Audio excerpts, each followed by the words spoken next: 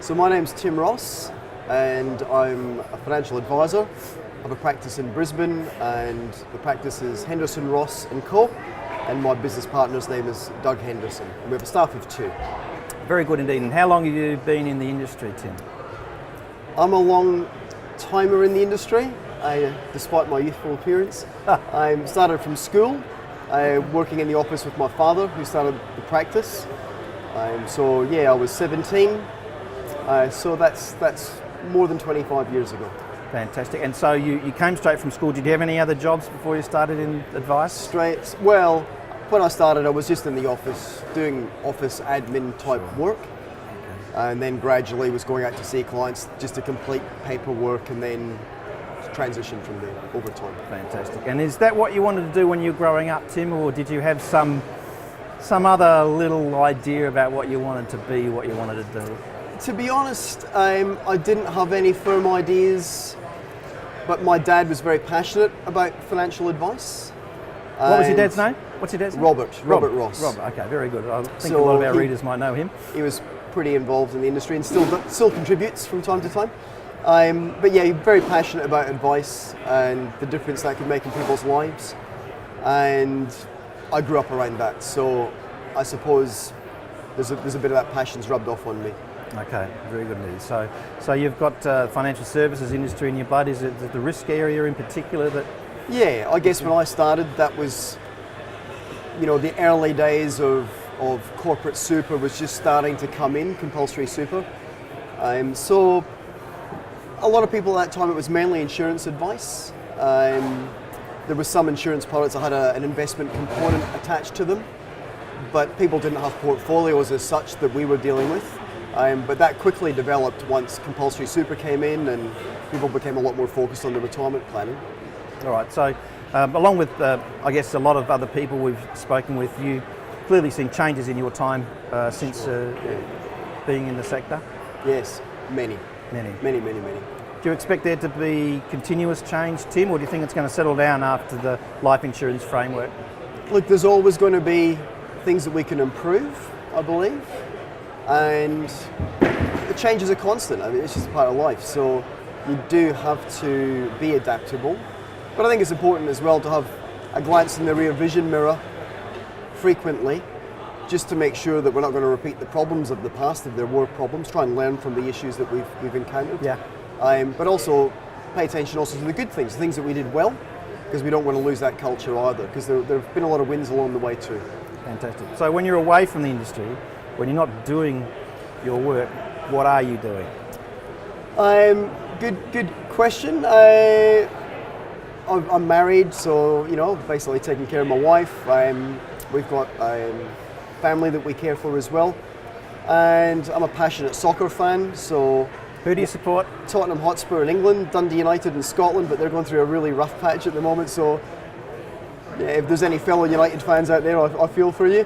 And in Brisbane Roar. So the A-League's kicking off tonight. So I'm looking forward to seeing how the Roar go this season. Well, that's going to date this video whenever it comes out in 6 months' time, Tim. But anyway, we'll move on. We'll cut that bit. I detect the slight accent. Where did you grow up? Dundee in Scotland. That's a surprise, given your soccer team that you support. Yes, I'm pretty parochial for supporting the local teams, mate. Even now I'm in Brisbane. That's good. When it's in your blood, it's in your blood, hey? It is. Okay, so how long have you lived in Australia? I moved to Australia in 1986, so 30 years. How old were you? 13. Okay, so if you grew up going to school in Scotland, you usually keep a bit of your accent? Yeah, I think so, and then probably working with my dad as well when I left school. And my business partner, Doug, is actually from Dundee as well, although he grew up in Inverness. And one of the other girls in the office is from Glasgow. And our other assistant, she's English, so there's a fair representation of the British Isles there. Yeah, but still insular, Tim, very insular. we are a little bit, but it's easier when you can understand each other, I would say. Yeah. Yeah, that's a good question. Well, I wonder what it's like being a client of your business. Well, I guess they'll often comment on the Scots connection. Hopefully we're not as hard to understand as some of our fellow Scots that come out here. Fair enough. Biggest lifestyle difference between Dundee and Queensland, between Scotland and Queensland? Oh, outdoors versus indoors, really. Just the weather. Dundee is said to have the most sunshine hours out of any Scottish city, but having visited and continue to visit quite a bit, there's still not enough of it. So, No, you're just damning it with faint praise, Tim. yeah, so there's a big difference in the climate. Coming back to the industry, looking forward, what do you see in terms of the robustness of the retail financial advice sector? Challenges, opportunities? Yeah, look, it's we're definitely experiencing big winds of change. You know, there's a strong challenge that we have to face at the moment, I think, which is to make sure that we continue to develop our practices so that any pending changes that could come forward are not really going to affect us. You know, so we have to have a robust enough business and good enough relationships with our clients that regardless of competition and external factors, that we have a very good value proposition, and that our clients will see that, and that they'll continue to want to do business with us, and that will appeal to a broad range of people as well. So you're using that focus both for your own business and for that's your message also for other advisors in their business? Sure. Yeah, within the association, definitely keen to help other advisors not to be fearful of change, because I think that's the natural inclination, is when change is imminent or you can see it, but you're not quite sure what it's going to look like or how it's going to impact you. The natural inclination is to be fearful, and then that fear can result in a lack of rationality as to how you can become paralysed by the fear, I think. Sure. So I think as an association, the best support we can give to each other is help ones to transition, look to ones that are transitioning their businesses to really adapt to change.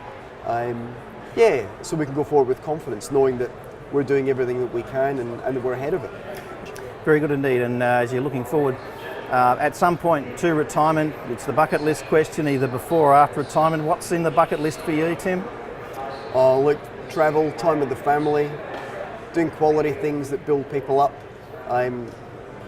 You know, in all ways of life, that, you know, those that you're supporting, just being there for them, from family through to friends, doing whatever you can to be a supportive member of the community. That'd be my goal. Tim Ross, thank you for your time. Thank you. Thanks, mate.